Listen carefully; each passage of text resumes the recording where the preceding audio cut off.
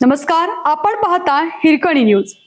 Hirkani news प्रत्येक क्षण ताज्या घडामोडी आणि महत्त्वाच्या प्रत्येक बातमीसाठी नेहमी तत्पर. वडील दुसऱ्या लग्नाच्या तयारीत, हाताला मेहंदीही रंगलेली, हेच मुलांना रुचलं नाही. झोपलेल्या बापावर थेट कुऱ्हाडीचा घाव. पत्नीच्या पहिल्या मृत्यूनंतर दुसरे लग्न करणाऱ्या बापाचा कुऱ्हाडीने वार करून मुलांनी काटा काढला आहे.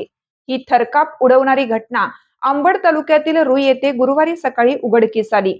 या व्यक्तीचे गुरुवारी लग्न असल्याने हाताला मेहंदी देखील लागली होती, पण लग्नाआधीच त्यांचा मृत्यू झाला. दिलीप धुराजी राजगुरू वय 46 असं मृत व्यक्तीचं नाव आहे. या प्रकरणी मुलगा विशाल दिलीप राजगुरू वय 19 व विधी संघर्ष बालक यांना पोलिसांनी ताब्यात घेतल्याचे सांगण्यात आले.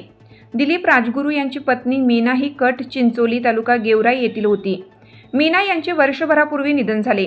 त्यांना विशाल व एक अल्पवयीन अशी 2 मुले आहेत. पत्नीच्या निधनामुळे दिलीप हे दुसरे लग्न करणार होते. त्याचा मंठा तालुक्यातील एका मुलीसोबत विवाह देखील ठरला होता, पण दुसऱ्या लग्नाला त्याच्या मुलांचा विरोध होता. तरीही ते विवाह करणारच होते. त्यासाठी बुधवारी त्यांच्या हातावर मेहंदीही काढण्यात आली होती. लग्न असल्यामुळे ते बुधवारी रात्री नेहमीप्रमाणे गच्चीवर झोपण्यासाठी गेले.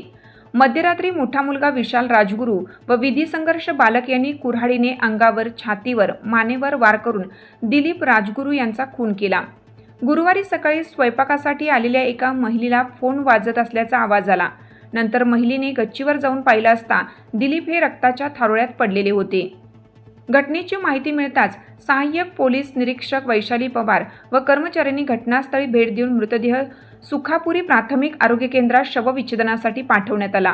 तेथे मृतदेहाचे शवविच्छेदन करण्यात आले. प्रल्हाद धुराजी राजगुरू यांच्या फिर्यादीवरून पोलिसांनी संशयित विशाल राजगुरू व अल्पवयीन विरुद्ध गुन्हा दाखल केला आहे. आपल्या हिरकणी न्यूज चॅनलला लाईक करा, शेअर करा आणि सबस्क्राईब करायला विसरू नका. आणि रहा अपडेट.